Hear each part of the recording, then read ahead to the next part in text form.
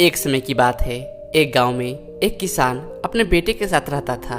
वह जीवन के कठिन से कठिन परिस्थिति में शांत और पॉजिटिव रहता और हमेशा यह कहता, जो होता है अच्छे के लिए होता है, बस ईश्वर पर विश्वास रखो।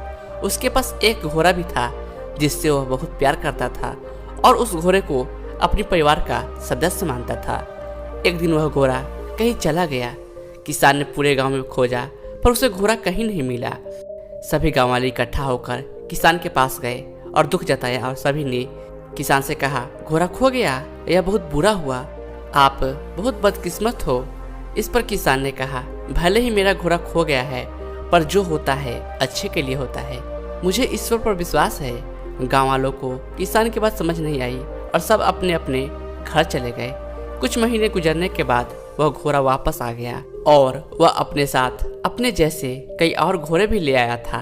सभी गाँव वाले फिर इकट्ठा हुए और किसान से कहा, घोड़े का खो जाना अच्छा था, अब आपके पास बहुत सारे घोड़े हैं, आप कितने खुशकिस्मत हो।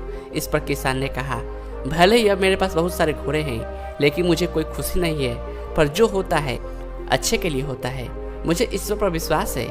गाँव वालों को किसान की बात समझ नहीं आई और सब अपने अपने घर चले गए। किसान के बेटे ने घुड़सवारी सीखना शुरू किया पर वह घोड़े से नीचे गिर गया और उसकी पैर की हड्डी टूट गई। सभी गाँव वाले फिर इकट्ठा हुए और किसान से कहा, शायद बहुत सारे घोड़े का मिलना अच्छा नहीं था, इसके कारण आपके इकलौते बेटे की टांग टूट गई, आप बहुत बदकिस्मत हो, जो हुआ बहुत बुरा हुआ। इस पर किसान ने कहा, भले ही मेरे बेटे की टांग टूट गई है पर जो होता है अच्छे के लिए होता है, मुझे ईश्वर पर विश्वास है। गाँव वालों को किसान की बात समझ नहीं आई और सब अपने अपने घर चले गए। कुछ समय बाद राज्य में हमला हो गया। राजा की सेना कम पड़ने लगी, इसलिए राज्य के सभी जवान लड़कों को सेना में भर्ती होना पड़ा, पर उस किसान का बेटा बच गया क्योंकि वह घायल था। सभी गाँव वालों फिर इकट्ठा हुए और किसान से कहा, आपके बेटे की टांग टूट गई, इस कारण आपका बेटा युद्ध में जाने से बच गया, आप बहुत खुशकिस्मत हो, पर हम सब बहुत दुखी हैं क्योंकि हमारे बच्चों को युद्ध में जाना पड़ा। अब हमें नहीं पता वो वापस आएंगे भी या नहीं। हमने आपको जीवन के कठिन से कठिन परिस्थिति में भी शांत और पॉजिटिव रहते देखा है, आप ऐसे कैसे कर लेते हैं। यह सुन उस किसान ने कहा, हमेशा खुश, शांत और पॉजिटिव बने रहने के लिए दो चीज़ों का ज्ञान होना जरूरी है। पहला, लोगों की बातों को ज़्यादा ध्यान मत दो, क्योंकि लोगों की बातों का ध्यान देने का मतलब अपने खुशियों की रिमोट कंट्रोल दूसरों के हाथ में देना है। यदि लोग आपकी तारीफ करेंगे तो आप खुश हो जाएंगे, अगर बुराई करेंगे तो आपको गुस्सा आएगा।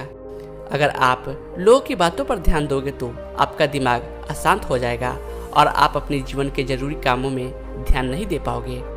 और दूसरी बात, कभी भी किसी घटना को अच्छा है या बुरा है नहीं कहना चाहिए, क्योंकि जिस प्रकार किसी पुस्तक के केवल एक वाक्य को पढ़कर नहीं बताया जा सकता कि पूरी पुस्तक अच्छी है या बुरी, उसी प्रकार जीवन के किसी एक घटना को देखकर यह नहीं बताया जा सकता कि पूरे जीवन के लिए वह घटना अच्छी थी या बुरी, क्योंकि आज अच्छी लगने वाली घटना कल बुरी साबित हो सकती है और आज बुरी लगने वाली घटना कल अच्छी साबित भी हो सकती है।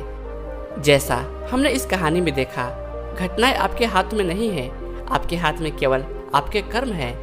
अतः अपने कर्म और विचारों को अच्छा रखो और घटनाओं को नीति के ऊपर छोड़ दो, क्योंकि जो होता है अच्छे के लिए होता है। बस ईश्वर पर विश्वास रखो। आपके आसपास बहुत से दुखी लोग होंगे जिन्हें इस वीडियो की जरूरत है, कृपया उन्हें यह शेयर कीजिए। आपका एक शेयर किसी की जान बचा सकता है, किसी की जिंदगी बदल सकता है। धन्यवाद दोस्तों।